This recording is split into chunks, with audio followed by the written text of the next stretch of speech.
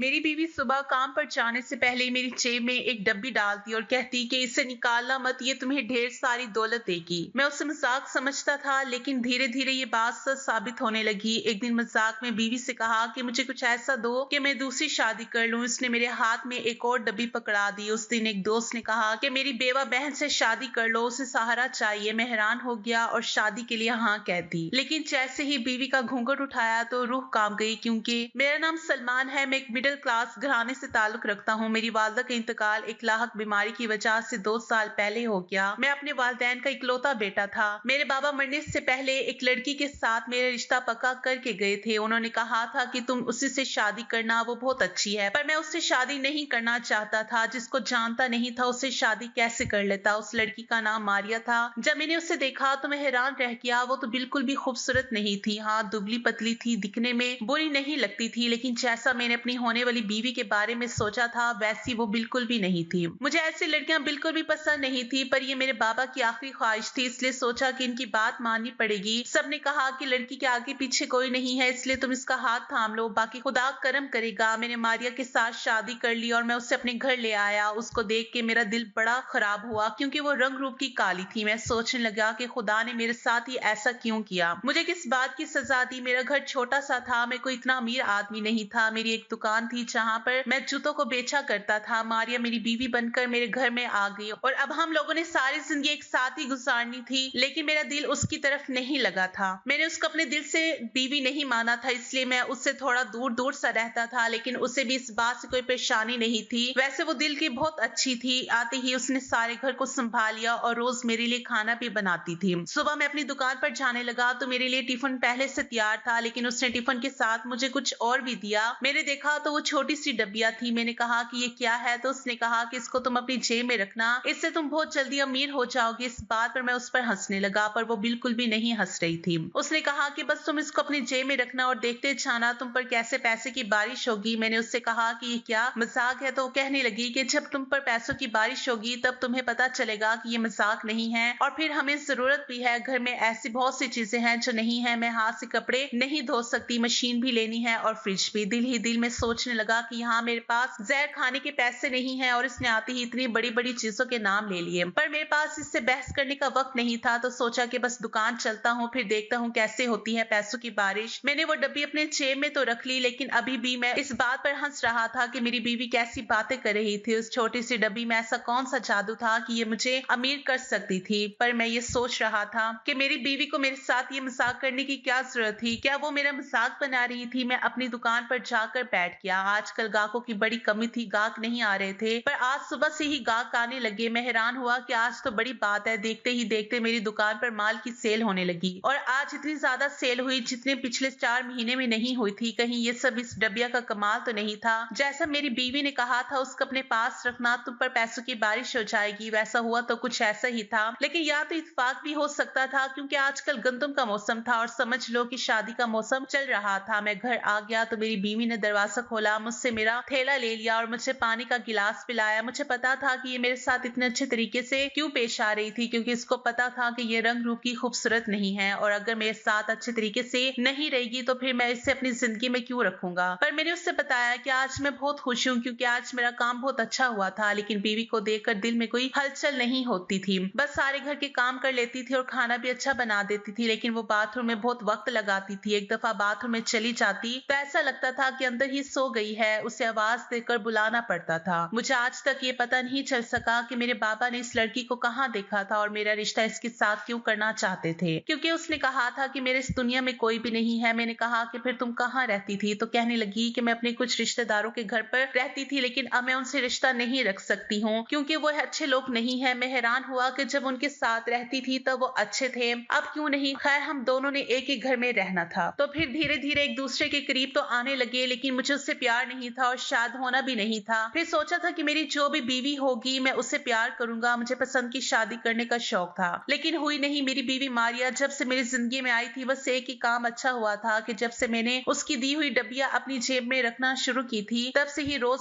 मेरी दुकान पर नए नए गाहक आने लगे थे और ज्यादा ऑर्डर देते थे। मैं अपनी बीवी से ये बात कहना तो नहीं चाहता था, लेकिन उसकी कही हुई बात सच हो रही थी। मैंने कहा कि इस डब्बी के अंदर क्या रखती हो, तो उसने कहा कि आप नहीं पूछो और इसको खोल कर भी मत देखना, नहीं तो पैसे आना बंद हो जाएंगे। मैं हैरान हुआ और मैंने सोचा कि चलो अच्छा ही हुआ कि मैंने अभी तक इसे खोल कर नहीं देखा, जबकि एक दफा मैंने सोचा था कि खोल के तो देखूं इसके अंदर है क्या। मैंने उससे पूछा कि यार ये डब्बी तुम्हें कहाँ से मिली, तो उसने कहा कि मुझे तो पहले ही पता था ये काम करेगी, ऐसा तो हो ही नहीं सकता कि काम ना करती। मैंने उससे बातों बातों में कहा कि तुम पूरा दिन घर पर बोर नहीं हो जाती हो, तुम्हारे कोई तो रिश्तेदार होंगे, किसी दिन उनके घर चलेंगे। हालांकि मैंने उससे पहली दफा ही ये कहा था, लेकिन मामूली से बात पर वो इस तरह से गुस्सा करने लगी जैसे मैं रोज यही बात करता हूँ। उसने कहा कि आपको मेरे रिश्तेदारों की इतनी ज्यादा फिक्र क्यों है, कोई नहीं है मेरा इस दुनिया में, अकेली हूँ मैं। कितनी दफा कहूँ आपको, आप क्या मेरी पूछताछ लेना चाहते हैं, पता करना चाहते हैं कि कौन है मेरे आगे पीछे, शादी से पहले क्या करती हूँ। मैंने तो आपसे कभी आपके मासी के बारे में नहीं पूछा कि आप पहले क्या करते हैं। हर किसी का एक मासी होता है, मैंने तो इसके बारे में आपसे सवाल नहीं किया, फिर आप क्यों कर रहे हैं। उसने तो मुझे चुप करवा दिया, मेरे पास अब बोलने के लिए कोई बात ही नहीं थी। मैंने कहा कि मैं तो ऐसे ही कह रहा था कि तुम अकेले हो। उसने कहा कि बच्चा हो जाएगा तो अकेली नहीं रहूंगी। इस बात पर मैंने अपना मुंह बंद कर लिया, क्योंकि बच्चा तो हमारे यहाँ तब होता ना जब मैं उसके साथ सही तरीके से रहता। मुझे तो अच्छी नहीं लगती थी, उसका मुंह बहुत ही ज्यादा काला था। मैंने सोचा कि उसके लिए कोई ऐसी क्रीम लेकर आता हूँ जो ये मुंह पर लगाए तो थोड़ी गोरी हो जाए। हर किसी को खूबसूरत बीवी ही चाहिए होती है।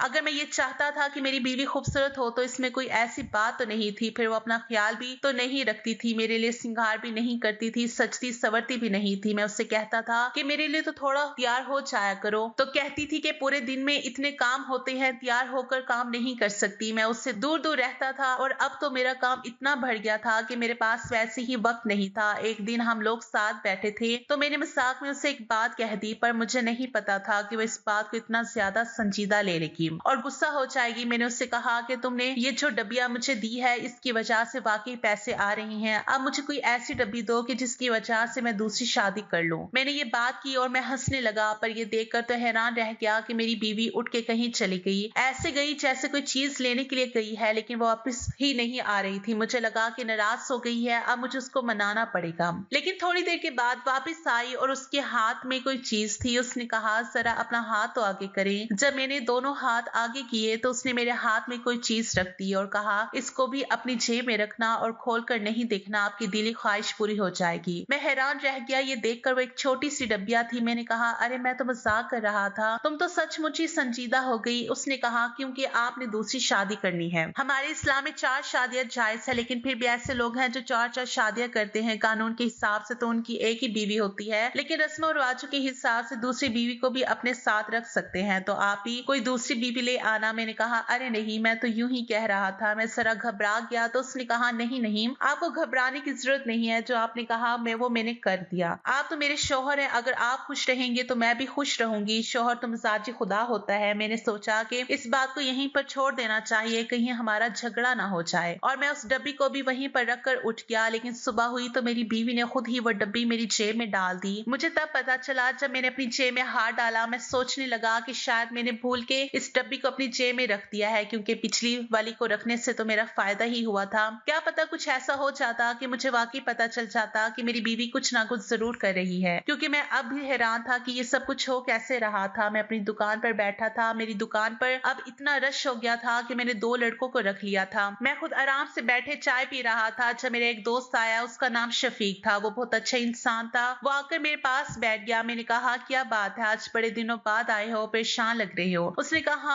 हाँ बहुत बड़ी परेशानी है, समझ नहीं आता कि इस परेशानी से कैसे निकलूं। मैंने कहा तू यार है अपना, बता क्या बात है, मैं तेरी मदद करने की कोशिश करूंगा। तो उसने कहा हाँ तू मेरी मदद तो कर सकता था, लेकिन तेरी तो शादी हो गई। मैंने कहा क्या मतलब, अगर मेरी शादी हो गई तो क्या मैं तेरी मदद नहीं कर सकता? अरे बता, पैसों की जरूरत है तो आजकल खुदा का बड़ा करम है, बहुत पैसे हैं मेरे पास। उसने कहा तू मेरी बहन बुशा के बारे में तो जानता है ना? मैंने कहा हाँ तेरी बहन है, तूने तो उसकी शादी करवा दी थी, खुश है ना अपने घर में, उसका शौहर से तंग तो नहीं करता? तो उसने सर झुका के कहा उसका शौहर तो इस दुनिया से चला गया, उसका इंतकाल हो गया। मैं ये सुनकर बड़ा हैरान हुआ। मैंने कहा यार तूने बताया ही नहीं, बड़ा अफसोस हुआ सुनकर। वो कहने लगा कि मेरी बहन बहुत बुरी हालत में है, पूरा दिन रोती है, ठीक से कुछ खाती पीती भी नहीं है, उसने 2 दफा खुदकुशी करने की कोशिश की है। मैं ये सुनकर बहुत हैरान हुआ। मैंने कहा कि क्या इतनी बुरी हालत हो गई है उसकी? मेरे दोस्त ने कहा कि हाँ, बहुत बुरी हालत में है। अगर मैं दोनों दफा वक्त पर ना पहुंचता तो बहुत देर हो जाती, लेकिन अभी भी परेशान रहता हूँ। घर से निकलता हूँ तो सोचता हूँ कि कहीं वो अपने साथ कुछ कर ना ले। डॉक्टर से बात की है, उसका कहना है कि इसकी शादी करवा दो तो फिर ये ठीक हो जाएगी, लेकिन एक बेवा से इस माशरे में कौन शादी करता है। मैं भी कुछ नहीं बोला क्योंकि बात तो ऐसी ही थी। अभी वो वहीं बैठा था कि उसके फोन पर कॉल आई और वो कॉल सुन के परेशान हो गया। उसने कहा कि तू चल मेरे साथ। फिर से उसने खुदकुशी करने की कोशिश की है। मैं फौरन उसके साथ चला गया। ये मेरा बहुत अच्छा दोस्त था, उसने बुरे वक्त में मेरा बहुत साथ दिया था, लेकिन अब इस बेचारे का अपना बुरा वक्त चल रहा था। जब हम घर पहुंचे तो बुशा कमरे में थी। मैं बाहर बैठ गया, वो कमरे के अंदर गया। उसने कहा कि इसकी हालत बहुत बुरी है और बताते बताते रोना शुरू कर दिया। जब मैंने उसके कंधे पर हाथ रखा तो उसने मेरा हाथ पकड़ लिया और कहा कि तू मेरी मदद कर, मेरी बहन से शादी कर ले। मैंने कहा कि तुझे मैं बता चुका हूँ कि मेरी शादी हो चुकी है, तेरी बहन से शादी कैसे कर सकता हूँ। उसने कहा कि बस तू मेरी बहन को ना बताना कि तेरी पहले शादी हुई है तो उससे शादी कर ले, उसके साथ निकाह पढ़ ले। शरीर लिहाज से वो भी तेरी बीवी बन जाएगी। फिर उसे ये बताने की जरूरत नहीं है। जब उसकी तबीयत थोड़ी ठीक हो जाएगी तो उसको बता देंगे कि तेरी तो पहले ही शादी हो चुकी है। वक्त से बड़ा कोई मरहम नहीं होता। जब वो ठीक हो जाएगी तो उसे बता देंगे, लेकिन अगर अभी इसकी मदद नहीं की तो बहुत मसला हो जाएगा। इतनी दफा कोई खुदकुशी करने की कोशिश करता है क्या? हर दफा उसकी किस्मत अच्छी नहीं हो सकती। मैं उसे कितनी दफा बचाऊंगा। मेरा दोस्त मेरे कदमों में ही बैठ गया। मुझे उसे ऐसी हालत में देखकर बहुत बुरा लगा क्योंकि वो बहुत अच्छा और खुश रहने वाला इंसान था, लेकिन आज उस पर बहुत बुरा वक्त था। मैंने कहा कि ठीक है, मैं तेरी मदद करने को तैयार हूँ। तो जाकर किसी मौलवी को ले आ और शादी करने की तैयारी कर। उसने कहा कि खुदा तेरा भला करेगा, तेरे साथ बहुत अच्छा होगा। तूने मेरी मदद करने की हामी भर ली। मैंने कहा कि हाँ ठीक है, और हम लोगों ने उसी दिन शादी कर ली। जब मैं उसकी बहन बुशा के साथ बैठा था और हमारा निकाह हो रहा था तो वो तो घूंघट में ही थी, लेकिन मैं ये सोच रहा था कि कहीं ये सब कुछ मेरी बीवी की दी हुई डबिया की वजह से तो नहीं हुआ, क्योंकि आज ही मैंने अपनी जेब में वो डबिया डाली है। और जैसा मैंने मजाक में कहा था कि मैं दूसरी शादी करना चाहता हूँ, दूसरी शादी तो मेरी हो रही थी, मैं उस वक्त शादी ही कर रहा था, लेकिन वो उस डबिया के अंदर ऐसा क्या रखती थी कि जिसकी वजह से जो भी मांगू वो पूरा हो जाता था। मुझे मेरी बीवी से डर लग रहा था। एक डर ये लग रहा था कि उसे पता चल गया कि मैंने किसी और से शादी कर ली तो वो क्या कहेगी, और दूसरा डर ये लग रहा था कि अगर वो इस तरह से चीजों को अपनी मर्जी के मुताबिक कर सकती है तो कहीं बदला लेने के लिए मेरे साथ कुछ और बुरा ना कर दे। खैर, मेरे दोस्त ने कहा कि अब तुझे इधर ही थोड़ा वक्त गुजारना होगा, ये ना हो कि मेरी बहन को पता चल जाए कि ये शादी तूने मजबूरी में की है। वो अंदर बैठी है, तू भी कमरे में चला जा। अब वो तेरी बीवी है, थोड़ी देर उसके पास बैठ, फिर कोई बहाना करके निकल जाना। तेरी जिंदगी थोड़ी सी मुश्किल कर दी है मैंने, लेकिन मैं और किससे मदद मांगता। मैंने कहा कि मैं कोई छोटा बच्चा तो नहीं हूँ, तूने जबरदस्ती तो मुझसे ये सब कुछ नहीं करवाया, और फिर खुदा है ना हमारे साथ, सब ठीक हो जाएगा। मैं जब कभी शफीक के घर जाया करता था तो बुशा भी वहीं आसपास भी रही होती थी। मैंने उससे देखा था, वो बहुत खूबसूरत थी, बिल्कुल ऐसी लड़की थी जैसे मुझे चाहिए थी, लेकिन क्योंकि शफीक मेरा दोस्त था और मैं नहीं चाहता था कि मैं उससे अपनी दोस्ती खराब कर बैठूं, इसलिए कभी उससे बुशा के बारे में बात नहीं की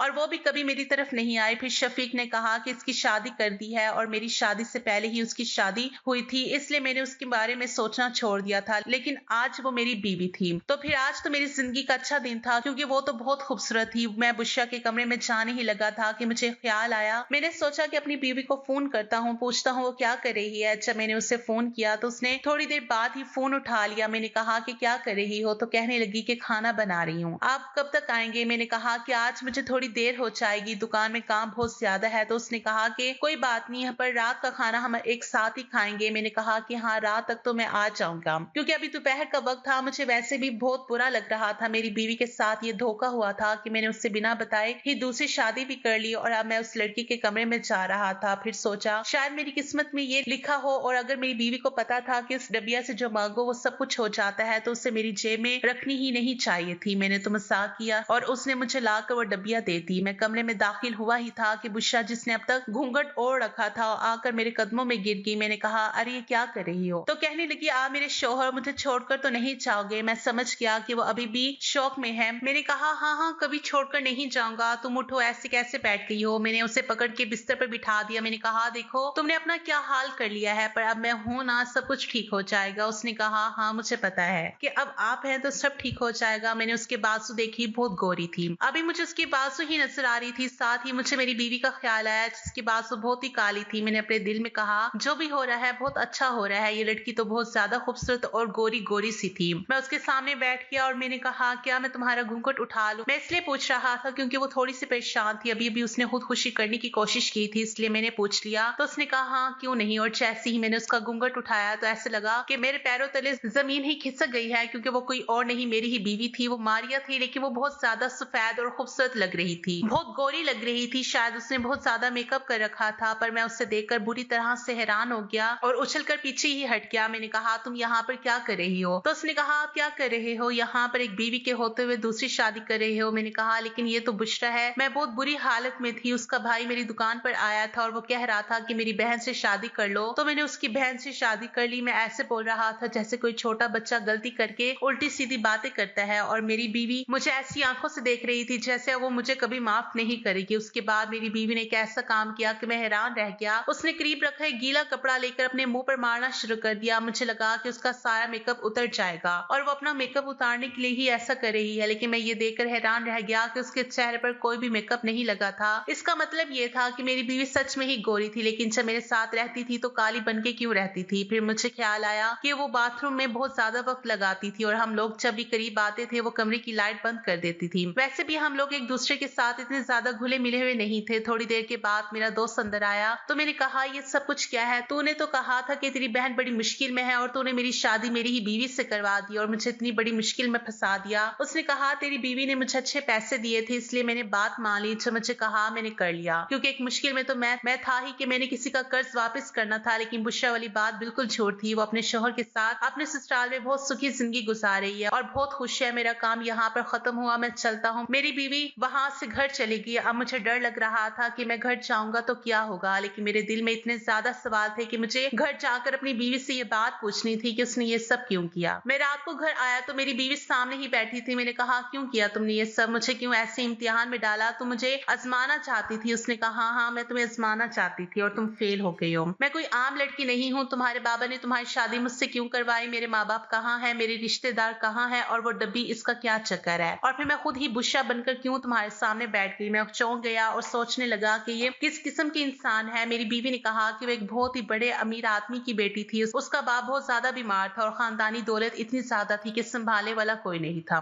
उसके बाप ने मरते हुए मेरा रिश्ता तुमसे तय कर दिया था कि अब आपके बेटे से हम अपनी बेटी की शादी करवा देंगे, क्योंकि मेरा बाप बहुत ईमानदार आदमी था और पूरे मोहल्ले में मशहूर था कि उनसे ज्यादा ईमानदार आदमी कोई नहीं है। मेरे बाप ने तो कह दिया कि जो लड़का तुम्हारे लिए पसंद किया है वो बिल्कुल ठीक है, पर मुझे किसी ऐसे इंसान की जरूरत थी जो मेरे साथ कभी कोई धोखा ना करे, जो लालची ना हो और जिसके हाथों में हम करोड़ों का कारोबार सौंप सके, क्योंकि इससे पहले भी हमारे साथ धोखा हुआ था। मेरे बाप ने मेरी शादी एक लड़के के साथ तय कर दी, पर वो बहुत लालची था और मेरे दिल में ये बात बैठ गई थी कि बहुत ज्यादा सोच समझकर मुझे अपनी जिंदगी का फैसला करना होगा। मैं किसी भी इंसान पर ऐसे ही भरोसा नहीं कर सकती। और बात सिर्फ इतनी ही थी कि एक तो मेरा इस दुनिया में कोई नहीं था और मैं बहुत ज्यादा अमीर भी थी। मैं बहुत ज्यादा खूबसूरत थी, मेरे पास बहुत ज्यादा माल दौलत थी और मेरे सर पर भी कोई नहीं था। मैं इस दुनिया में अकेली थी। मुझे तुम्हारा इम्तिहान लेना था और तुम्हारा इम्तिहान लेने के लिए मैंने वो डबिया वाला झूठ भी बोला और अपने रंग रूप को भी काला बना कर रखा था कि तुम मेरे साथ जिस तरह से रहो वो तुम्हारा असली रूप हो। ऐसा ना हो कि तुम ये सोचकर मेरे साथ अच्छे तरीके से रहते कि इसके पास तो बहुत सारे पैसे हैं, ये तो बड़ी खूबसूरत है। लेकिन इस मामले में मैं ये जरूर कहना चाहूंगी कि तुम्हारा मेरे साथ रवैया बुरा नहीं था, अच्छा था। तुम मेरे साथ ठीक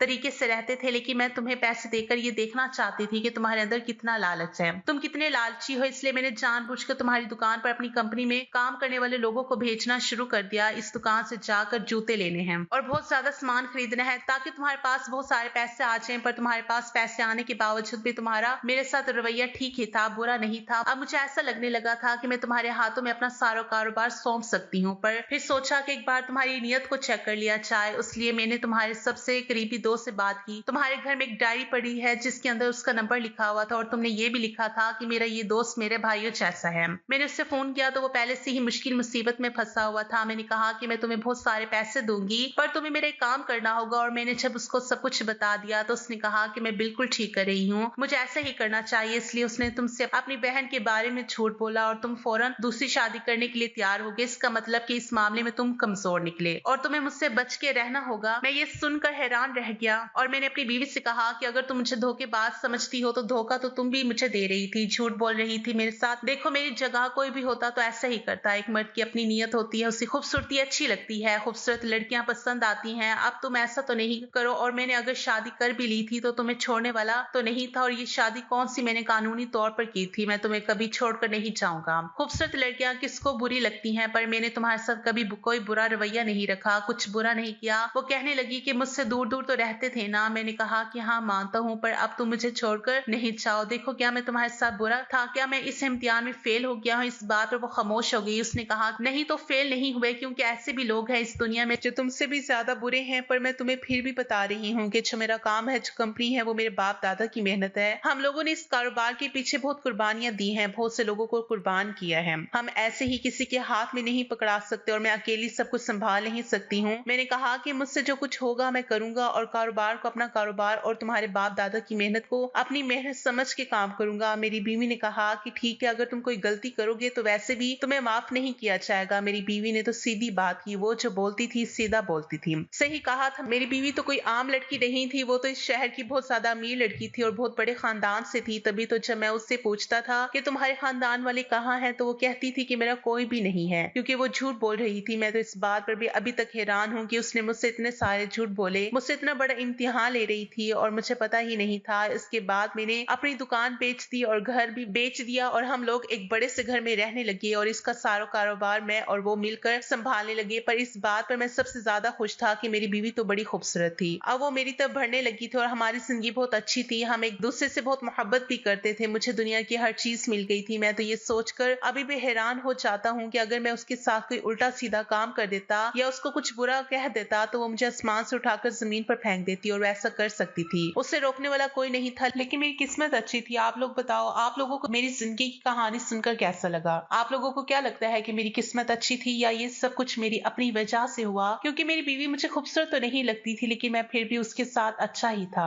मैंने कभी उस पर हाथ ना उठाया, ना ही कोई बुरी बात कही। शायद मुझे तभी तो इतना कुछ मिल गया, क्योंकि आज मुझे किसी चीज की कमी नहीं है और मेरी बीवी भी मुझसे बहुत प्यार करती है। हम दोनों ऐसी जिंदगी गुजारे हैं जिसे हम दोनों ने ख्वाबों में भी नहीं सोची थी। खुदा कब आपकी किस्मत बदलते हैं ये कोई नहीं जानता। ये जिंदगी बड़ी अजीब है। इसलिए मेरी जिंदगी की कहानी से मैं आप लोगों को यही समझाना चाहता हूँ कि खुदा ने आपके लिए जो सोचा होता है आप उसी पर खुश रहें और उसे कबूल कर लें। हो सकता है कि उसकी वजह से आपको कोई बहुत बड़ी चीज मिल जाए और आपकी सारी जिंदगी ही बदल जाए, जैसा कि जो मेरे साथ हुआ है।